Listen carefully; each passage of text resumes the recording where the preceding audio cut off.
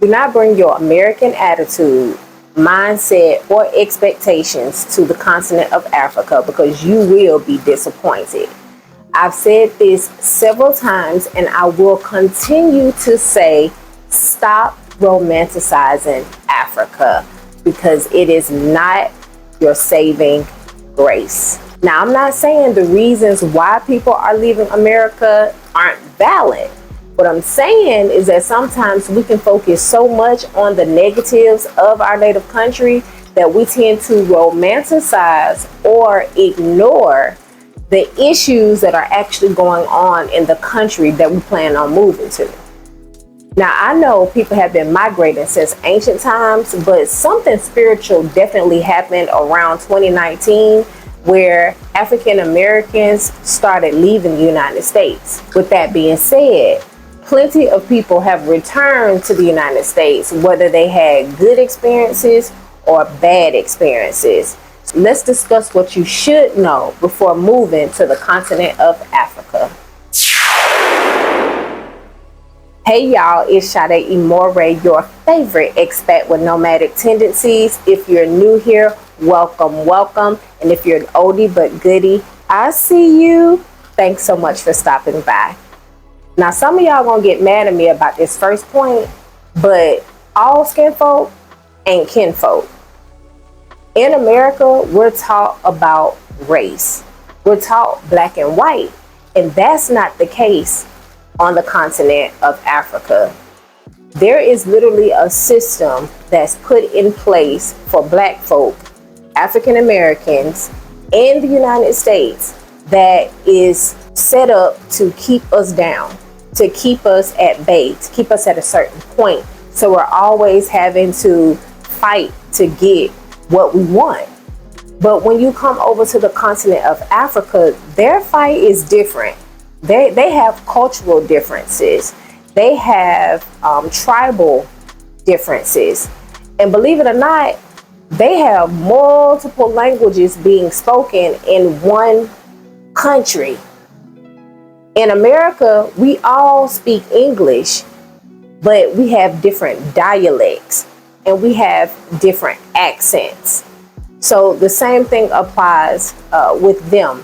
And so I want you guys to understand that just because these are your cousins from back in the day, they don't know you just like you don't know them.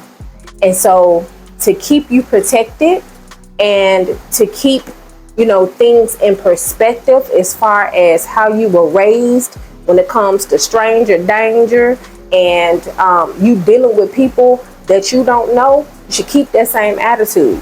Because if you come over to the continent of Africa like we're friends, or I'm protected, or I can let this person hold my money, I trust them.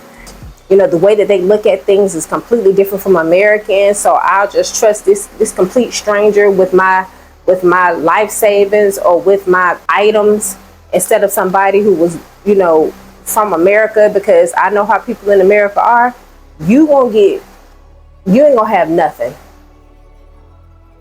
I don't mean to sound rude, and I'm not trying to be disrespectful, and I'm not saying this is everybody on the continent of Africa, clearly. But what I am telling you is that you cannot come here with that mindset because the culture is completely different. The next point I want to make is that bought sense is better than taught sense any day. I can talk till I'm blue in the face. I can make as many videos as I want, and I can answer all of your questions. And y'all still gonna think what y'all wanna think. Why? Because you have to physically be in the country, on the continent, in order for you to understand what it is that a lot of the YouTubers are actually saying. It's one thing to have a perception based off of what you're hearing, and then it's another to actually experience it and then have your own perception based off of your experience. Now, there are some YouTubers who only want to share the good stuff, and there are YouTubers who only want to share the bad stuff. But I believe in sharing it all, because it is not easy to pick up your life and carry it to a new country. It's just not. And I also want to say this.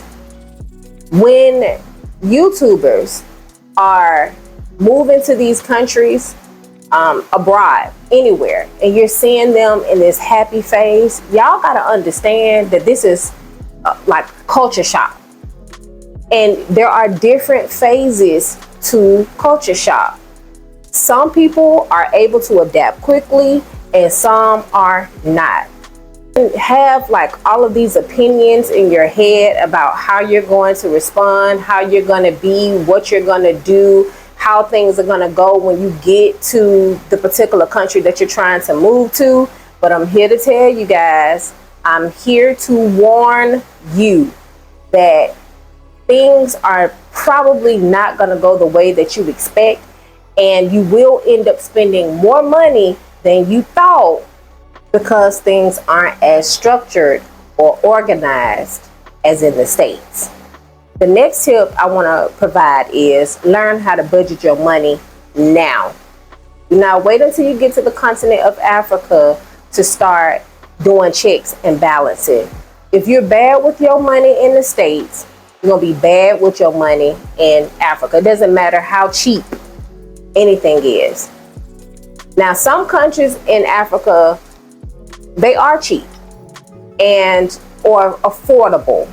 And then there are some countries in Africa that are really, really expensive. I'm talking about like US, like California type of expensive. So you have to make sure that you choose a country that's going to allow your money to stretch for an extended period of time.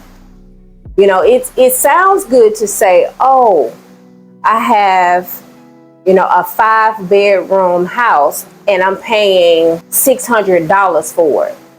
But if you don't have any income coming in, $500 is gonna make you run out of money real quick, especially when you only brought $10,000. Because what you're not taking into consideration is the fact that you have to pay for a visa, you have to pay for residency, and eventually you'll have to leave the country to satisfy the immigration requirements and then come back in and start the process all over again. That's what you're not banking on. So you have to be strategic in how you are spending your money. Again, it is not about how cheap the country is. It is an important factor. But if you do not know how to budget your money, you're gonna be broke and you're gonna go home just as fast as you came. The last tip I want to bring is that you must be able to pivot. If you do not like change, then the continent of Africa is not for you. What do I mean by that? A lot of countries are primitive here, okay? It's like stepping back in time. You may or may not be able to find certain seasons that you're looking for, clothes, herbs, the power goes out. You may have AC, you may not. Infrastructure, amenities are not up to par, and it's a lot to take in at one time. So if you are just one of those people who are not patient and don't like things switching up on you like that, or people being able to do what they want to do, when they want to do it, how they want to do it, because nobody is holding them accountable a lot of times, then the continent of Africa is not for you.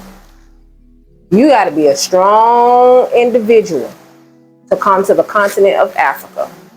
If you are a person that wears your emotions on your sleeves, do not come to the continent of Africa, because your feelings will be hurt every single time. You're going to have to pick your head up, keep your head up, and stay focused on why you moved in the first place. That's just the way it is.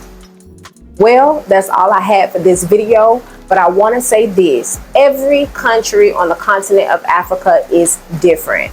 Your experience is not going to be the same as my experience, and my experience is not going to be the same as the next person's experience. So the best way for you to do this is either to visit the country or just pull your big girl and big boy pants up and hit the ground running. Either way, that's all I have for you today. I hope these tips help you if you decide or when you decide to move to the continent of Africa. Thanks so much for watching, and I'll see you in the next video. Shalom.